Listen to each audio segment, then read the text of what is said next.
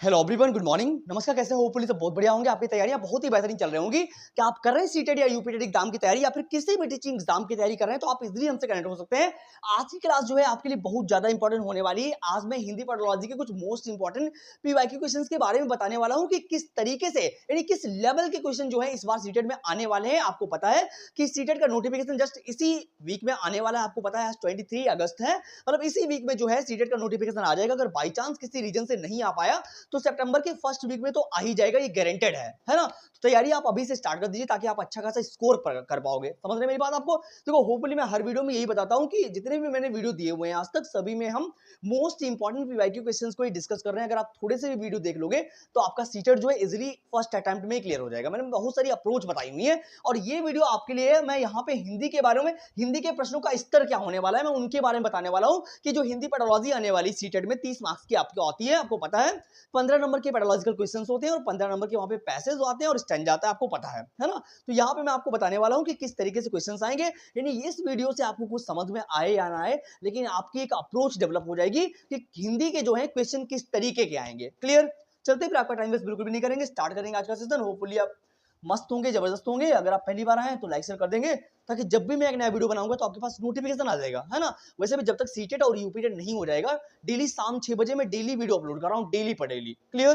तो अगर पहली बार आए तो सब्सक्राइब तो कर ही लोगे ताकि जब भी एक वीडियो आएगा तो आपके पास नोटिफिकेशन आ जाएगा। स्टार्ट करेंगे आज का सेशन। देखो, पीपीटी बहुत बेहतर तरीके से बनी हुई है। हर एक क्वेश्चन को इस तरीके से समझेंगे कि उस तरीके का कोई भी क्वेश्चन आ जाए, मतलब उससे रिलेटेड अगर दूसरा क्वेश्चन भी आ रहा है तब भी आप इजीली अटेम्प्ट कर पाओगे।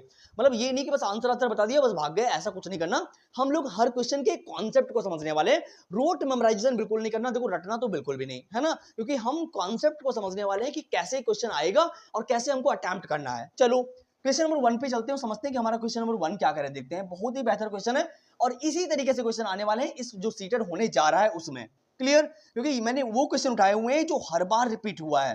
समझ रहे हैं मेरी बात को? चलो अब क्वेश्चन नंबर 1 को पढ़ते ही समझते हैं कि इन्होंने क्वेश्चन नंबर 1 में क्या लिखा हुआ है। लिखा हुआ है कि एक भाषा से दूसरी भाषा में जाना, यानी ट्रांस लैंग्वेज की बात हो रही है। यानी एक भाषा से दूसरी भाषा में जाने के बारे में कौन सा सही नहीं है। यानी हमसे यहाँ पे नहीं मतलब हमसे निगेटिव पॉइंट पूछा गया है कि अगर आप एक भाषा से दूसरी भाषा में जाते हैं तो उसके लिए कौन सा सही नहीं है पूछा गया। देखो, अब ऑप्शन नंबर 1 में लिखा हुआ है कि भाषाओं के बीच अनुवाद।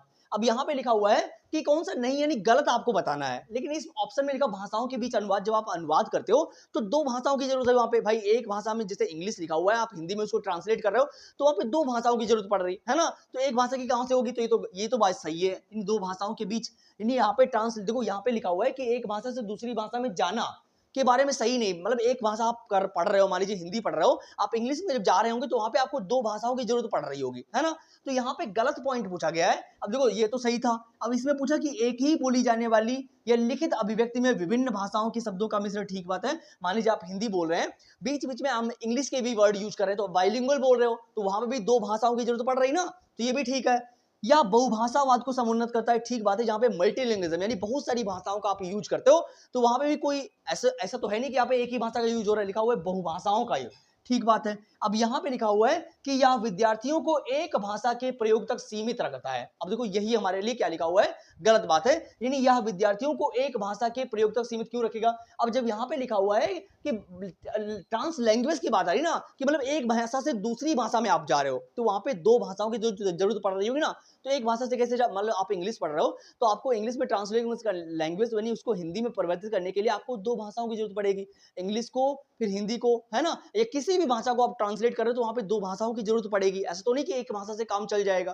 तो ट्रांस लैंग्वेज की बात क्यों होगी? तो हमारे पास यही गलत लिखा हुआ है कि एक भाषा तक सीमित रहना जो गलत है वही सही है, क्योंकि पूछा ही हमसे गलत गया है। तो D option is the right answer over here. I hope आपको ये बात समझ में आ गई होगी। तो यहाँ पे ऐसी सिंपल सी बात आपसे बोली गई कि दो भाषाओं का यूज बोला गया, है ना। उसके लिए गलत कौन सा था? तो एक भाषा वाला गलत है कि केवल एक भाषा का प्रयोग क्यों करोगे आप ट्रांस लैंग्वेज में, आप दो भाषाओं की जरूरत पड़ेगी। तो होपफुली आपको क्वेश्चन नंबर 1 समझ में आया होगा। चलेंगे अब क्वेश्चन नंबर 2 को समझते हैं, देखते हैं हमारा क्वेश्चन नंबर 2 क्या कह रहा है। देखो, नोट्स बनाते रहना।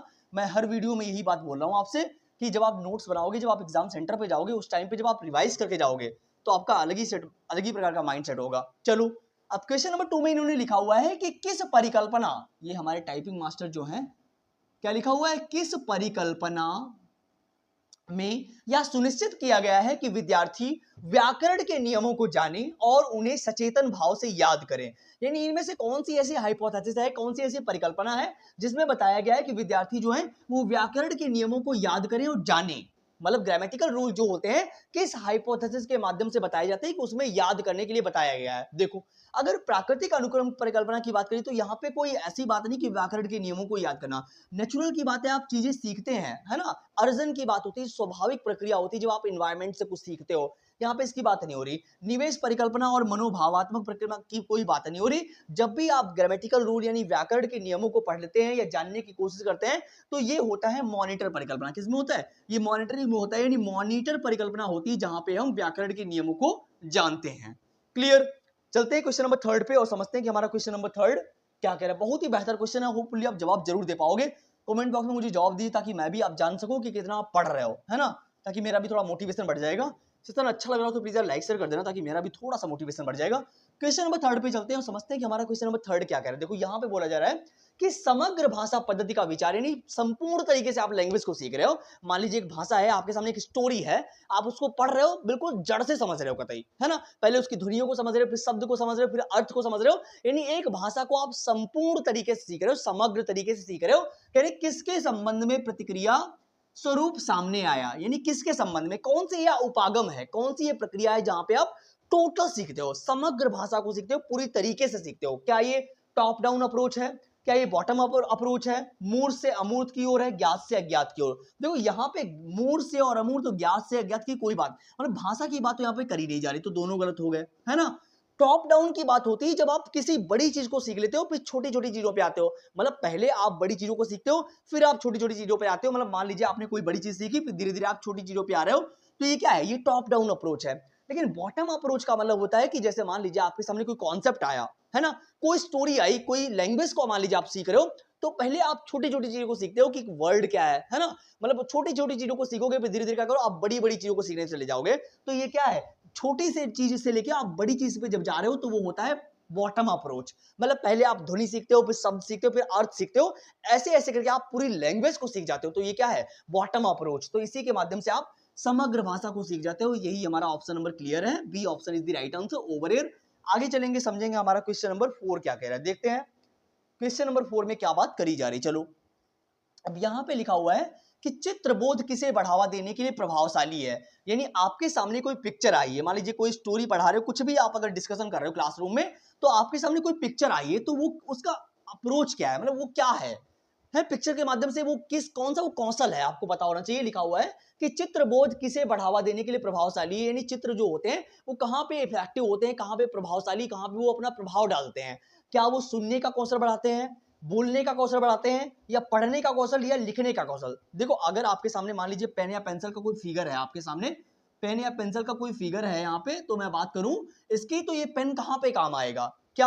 अब आप सभी का आंसर ये आएगा लिखने पे काम आएगा, है ना। ऐसा बिल्कुल भी नहीं है। देखो, सुनने की तो बात बिल्कुल भी नहीं हो रही, बोलने की बात तो बिल्कुल नहीं हो रही क्योंकि पिक्चर है यहाँ पे, लिखने की बात बिल्कुल मत करिए। कोई भी अगर आपके सामने पिक्चर आई है तो वो उसका क्या माध्यम, देखो पेंसिल आपके सामने लिखा पिक्चर है तो उसके ऊपर लिखोगे किससे, ये बात थोड़ी ना हो रही यहाँ पे। मतलब कोई भी पिक्चर आपके सामने है तो वो पढ़ने का ज्ञान बढ़ा रही है। मतलब पिक्चर के थ्रू हम जान पाते हैं, कॉन्सेप्ट को समझ पाते हैं। समझ रहे हो बोली मैं क्या कहना, मतलब आपके सामने कोई भी अगर पिक्चर आई है तो उसको आप पढ़ पाते हो, उसके माध्यम से आप इंफॉर्मेशन को करेक्टली जान पाते हो कि चीज एक्चुअल में है क्या। मतलब कोई भी अगर मैं कॉन्सेप्ट आपको पढ़ा रहा हूं तो अगर मैं उसकी पिक्चर भी दिखा रहा हूं तो कॉन्सेप्ट को आप इजीली सीख पाते हो। तो ये क्या हुआ, इसका मतलब है कि हम कॉन्सेप्ट को पिक्चर के थ्रू पढ़ पाते हैं, समझ पाते हैं। तो हमारे पास कौन सा पढ़ने का कौशल 99 पॉइंट जो ज्यादातर लोग जो होंगे इसके साथ जाएंगे, लेकिन डी गलत है। मैं ऑफिशियल बता रहा हूं, C option is the right answer over here, यही हमारे पास सही है। भाषा कौशल की बात करें, क्वेश्चन और आता है कि भाषा कौशल कौन कौन से होते हैं, तो सुबोपाली यानी सुनना, बोलना, पढ़ना, लिखना जो होते हैं ये भाषा कौशल होते हैं। हिंदी के सीक्वेंस ही इनका यही है, सुनना, बोलना, पढ़ना और लिखना, यानी सुबोपाली के माध्यम से आप याद रख सकते हैं इनको। क्लियर? चलो, C option is the right answer. आगे चलेंगे, समझेंगे हमारा क्वेश्चन नंबर 5 क्या कह रहा है। देखते हैं क्वेश्चन नंबर 5 में क्या बात करी जा रही है। चलो, बताओ इसका आंसर क्या होगा, फटाक से कमेंट करिएगा मुझे कि इसका आंसर जो है वो क्या होगा। पढ़िए जरा।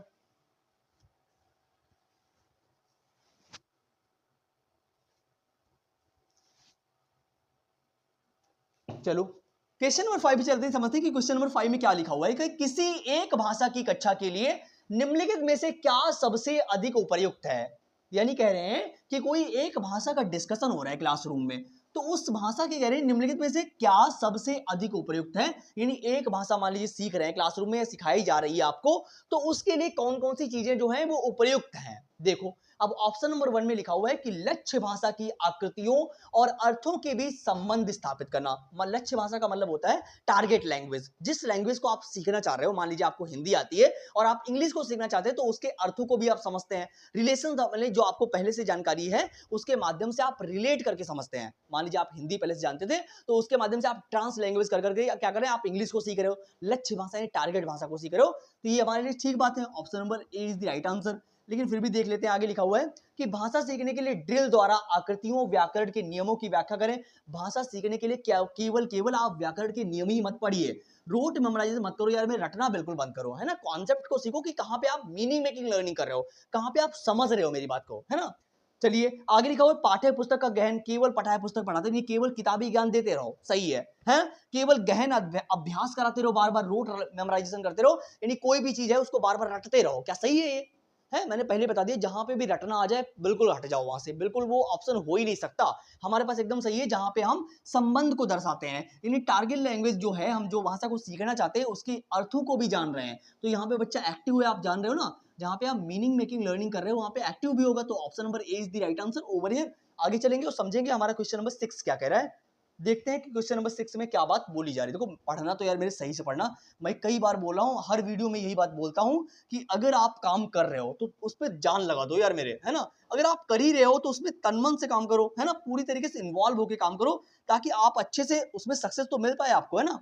जो भी काम आप कर रहे हो तो उसमें किसी प्रकार का गलत इंटेंशन नहीं होना चाहिए, है। गलत अचीवमेंट्स के लिए काम करोगे तो सफलता आपको कभी ना मिलने वाली, मैं सच में कह रहा हूँ। जो भी काम कर रहे हो कंटिन्यूस काम करो, रेगुलर काम करो, आपको जरूर सफलता मिलेगी। मैं कहना वही है, टाइम पास मत करो। टाइम पास करने के लिए हजारों लाखों लोग पड़े हुए हैं, वैकेंसी जितनी निकलती है आप खुद जान रहे हो, फॉर्म कितने संख्या में पड़ते हैं, है ना। तो आपकी अप्रोच जो है वो सही माध्यम से होनी चाहिए, सही रास्ते पे होनी चाहिए। आपको पता है कि काम आप अच्छा कर रहे हो, तो आपको दूसरे के अप्रिसिएशन की जरूरत थोड़ी ना कि वो हमारी तारीफ करेगा तो हम सही खुश हो जाएंगे, बुराई करेगा तो नाराज हो जाएंगे।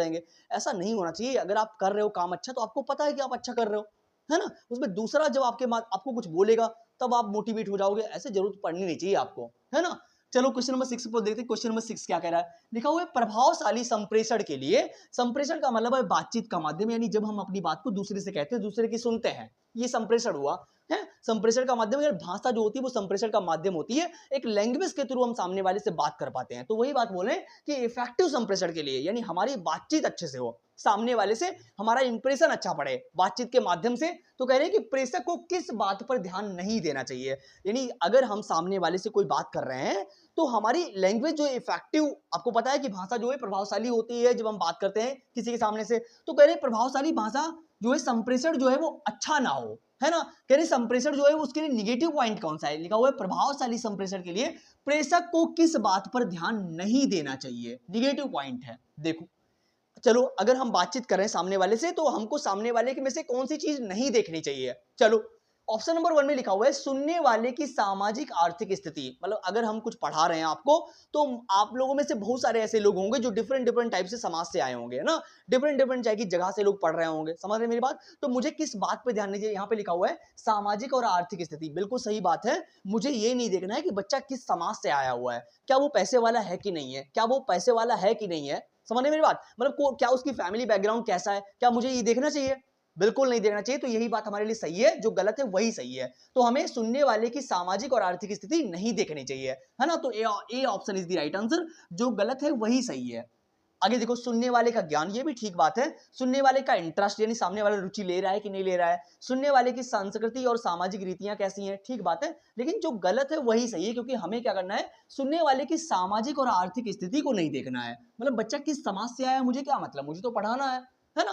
तो option number A is the right answer over here. आगे चलेंगे, समझेंगे हमारा क्वेश्चन नंबर 7 क्या कह रहा है। देखो अब क्वेश्चन नंबर 7 में क्या लिखा हुआ, बहुत ही बेहतर क्वेश्चन है, होपफुली आप जवाब जरूर दे पाओगे। क्वेश्चन नंबर 7 का मतलब क्या है, जरा पढ़िए, जरा बताओ मुझे कमेंट में इसका आंसर क्या होगा। देखो लिखा हुआ छठी कक्षा के कुछ विद्यार्थी, यानी क्लास 6 की बात हो रही, क्लास 6 में कह रहे हैं कुछ विद्यार्थी जो हैं सीखने की अक्षमता से पीड़ित है, यानी बच्चे क्लास 6 यानी क्लास 6 की बात हो रही है। उस क्लास में कुछ ऐसे बच्चे हैं जो लर्निंग डिसेबिलिटी से पीड़ित हैं, मतलब सीखने की कोई अक्षमताएं हैं, वो डिसलेक्सिया हो सकती है, डिस्प्रैक्सिया हो सकती है, डिसकैलकुलिया हो सकती है, मतलब कोई भी लर्निंग अक्षमता हो सकती है जहाँ पे सुन मतलब क्या नाम कोई भी सीखने की अक्षमता हो सकती है जहाँ पे बच्चे को कोई ना कोई प्रॉब्लम हो सकती है सीखने में, है ना। तो वो कैलकुलेशन करने में हो सकता है प्रॉब्लम हो, कोई पढ़ने में प्रॉब्लम हो, कोई समझने में प्रॉब्लम हो सकती है। तो आगे लिखा हुआ है कि उस कक्षा के शिक्षक होने के नाते आप कक्षा को कैसे समावेशी बनाएंगे। समावेशी का मतलब होता है इंक्लूसिव एजुकेशन, जहां पे आप सारे बच्चों को एक साथ लेके चलते हो, मतलब कैसा भी बच्चा है, किसी भी आर्थिक सामाजिक संस्कृति से आया हुआ है, आप सभी को बराबर सम्मान दोगे, है ना। ऐसा नहीं कोई विकलांग बच्चा है, कोई गिफ्टेड बच्चा है तो आप उन्हीं को इंपॉर्टेंस दे रहे हो, कहीं किसी को हतोत्साहित कर रहे हो। तो आपको एज अ टीचर सारे लोगों को साथ में लेके चलना होता है ना। आप टीचर इसीलिए हैं कि आपको सबको साथ में लेके चलना है। आपकी टीचिंग प्लानिंग में यही होना चाहिए कि सभी को साथ में लेके चलो। देखो समझते हैं कि लिखा हुआ है कि आप कैसे समावेशी बनाओगे। अगर बच्चा जो है क्लासरूम में सभी प्रकार के बच्चे बैठे हुए हैं, कुछ अच्छे बच्चे भी बैठे हुए हैं और कुछ वीक बच्चे भी बैठे हुए हैं, तो आपको सभी को साथ में कैसे चलना है। देखो ऑप्शन नंबर 1 में लिखा हुआ है कि उनका एक विशेष समूह बनाना। देखो ये बात एकदम गलत है, मैंने कई बार बोल रखी है कि आपको ग्रुपिज्म नहीं करना, मतलब बच्चों के ग्रुप नहीं बनाने कि तुम जो माइंडेड बच्चे हैं वो एक साइड बैठेंगे और जो वीक बच्चे हैं वो एक साइड बैठेंगे। ऐसे में क्या होता है कि जो वीक वाले होंगे वो कहेंगे यार मतलब मैं क्या वीक हूँ, मतलब हर पागल इंसान से अगर आप पागल कहोगे तो वो भी कहेगा कि मैं पागल हूँ, आपको मारेगा भी गिरा के वहीं पे। समझ रहे मेरी बात को होपफुली। मतलब आपको ये नहीं करना है कि ये वीक बच्चे हैं, ऐसे में वो हतोत्साहित हो जाएंगे कि यार मुझे वीक कैटेगरी में रखा गया है ना। तो आपको ये बिल्कुल नहीं करना, सभी को साथ में बिठाओ, साथ में डिस्कशन कराओ, कोलैबोरेशन कराओ, सहयोगात्मक अधिगम कराओ, डिस्कशन कराओ, डिबेट कराओ, ताकि बच्चा अच्छे से एक्टिव हो जाए, है अपना आकलन खुद से कर सके। तो ये गलत बात है। विषय वस्तु को सामग्री की सहायता से प्रस्तुत करें। ठीक बात है, अगर आप कोई बात पढ़ा रहे हो, कोई चीज डिस्कशन कर रहे हो, तो बच्चे को अगर समझ में नहीं आ रहा है तो आप उनके अकॉर्डिंग कोई टीचिंग मटेरियल यूज कर रहे हो, है ना। आज की लर्निंग वैसे भी एक्टिविटी बेस्ड लर्निंग है, कोई भी कॉन्सेप्ट है उसको सिखाने के लिए आप कोई टास्क दे सकते हो उसको, है ना। तो ये बात ठीक है। उन्हें कक्षा के अन्य सभी विद्यार्थियों के साथ मिलाकर, मैंने पहले बोल दिया कि सभी को एक साथ बिठाओ, डिस्कशन कराओ, डिबेट कराओ, तो ये भी ठीक है।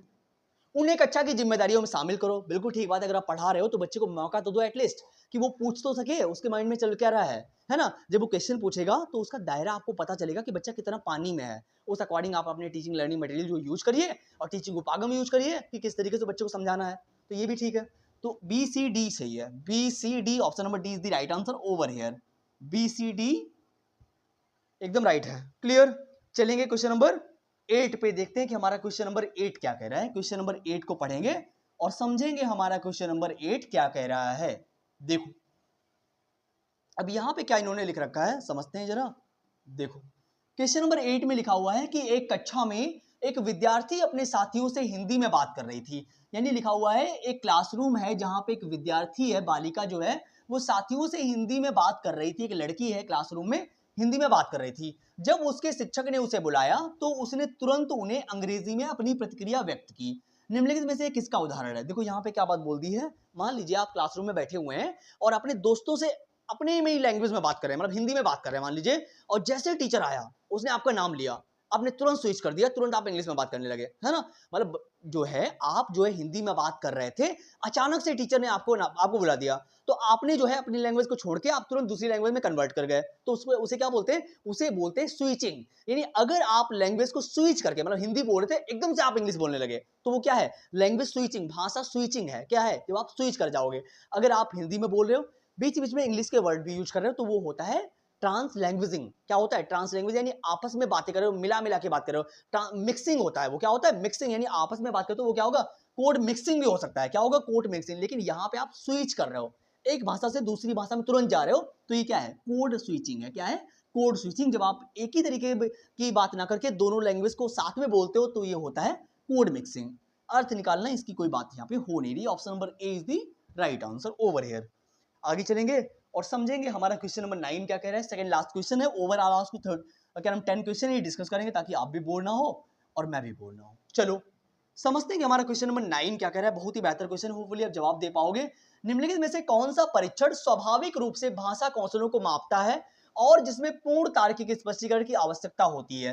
कह रहे हैं निम्नलिखित में से कौन सा परीक्षण जो है वो स्वाभाविक रूप से भाषा कौशलों को मापता है। देखो अब यहाँ पे कह रहे हैं कि स्वाभाविक रूप से भाषा कौशल, मैंने अभी बता दिया आपको कि भाषा कौशल कौन कौन से होते हैं। मैंने बताया कि सुबोपाली, सुनना, बोलना, पढ़ना, लिखना जो होते हैं ये भाषा कौशल होते हैं 4, है ना। अब इनको कह रहे हैं स्वाभाविक रूप से कौन सा परीक्षण जो होता है वो मापता है ना। यानी कौन सा टेस्ट जो है वो मापेगा भाषा कौशल को। देखो क्या वो पठन अवबोधन है, व्यक्तिनिष्ठ है, वस्तुनिष्ठ है या बहुविकल्पी। देखो बहुविकल्पी की और अब पठन अवबोधन इनकी कोई बात, एक मिनट देखो पठन अवबोधन की कोई बात नहीं, इसकी कोई बात नहीं, वस्तुनिष्ठ की नहीं। जब हम स्वाभाविक रूप से अपने आप से हम अपने भाषा कौशलों को मापते हैं तो ये क्या होता है, ये होता है व्यक्तिनिष्ठ। क्या होता है, व्यक्तिनिष्ठ। यानी स्वाभाविक रूप से जब हम अपने भाषा कौशलों को मापते हैं तो वो होता है क्या, व्यक्तिनिष्ठ होता है। क्या होता है, व्यक्तिनिष्ठ। B option is the right answer over here. Screenshot मारते रहना और ना हो तो 6392364076 पे मुझे कॉल कर लीजिएगा, हम आपको नोट्स प्रोवाइड कर देंगे और आप मुझसे कनेक्ट रह सकते हैं, चाहे व्हाट्सएप पे कहीं से भी आप जुड़ सकते हैं। मैं आपको नोट्स प्रोवाइड करता रहूंगा, आपको जितना मेरे से हो पाएगा मैं आपको गाइडेंस देता रहूंगा जब तक आपका सीटेड यूपीटेड नहीं हो जाएगा। क्लियर, चलो चलते देखते हैं क्वेश्चन नंबर 10 क्या करें। लास्ट क्वेश्चन है भाषा, क्या नाम, भारत की शिक्षा में भाषा नीति किस रूप में जानी जाती है। यानी भारत की जो शिक्षा नीति है, जो एजुकेशन पॉलिसी है, उसमें भाषा नीति जो होती है वो किस रूप में जानी जाती है। क्या वो बहुभाषिक शिक्षा है, शिक्षा पाठ्यचर्या में भाषा है, भाषा नीति में शिक्षा है या त्रिभाषा सूत्र है। देखो मैं आपको बता दूं कि इसमें यहाँ पे बहुभाषिक की और शिक्षा पाठ्यचर्या इनकी कोई बात नहीं हो रही, यहाँ पे बात हो रही त्रिभाषा सूत्र की। यानी भारत की जो एजुकेशन पॉलिसी है वो त्रिभाषा सूत्र को लागू करती है कि आप जब घर में होते हैं, छोटे होते हैं, तो पहले आप घर की भाषा को सीखते हो। कैसे, घर की भाषा यानी मातृभाषा को पढ़ते हो, मातृभाषा में बोलते चालते हो, सीखते हो। फिर उसके बाद में आप स्कूल को जाते हो तो वहां पे टारगेट लैंग्वेज को सीखते हो, उसके बाद में आप किसी भी लैंग्वेज को सीख सकते हो। तो ये क्या है, त्रिभाषा सूत्र है। कैसा, त्रिभाषा सूत्र है। यानी पहले आप मातृभाषा सीखोगे, फिर आप कोई स्कूल में जाके कोई लैंग्वेज को सीखते हो, फिर उसके बाद में आप किसी भी लैंग्वेज को सीख सकते हो। तो ये है B option is the right answer over here.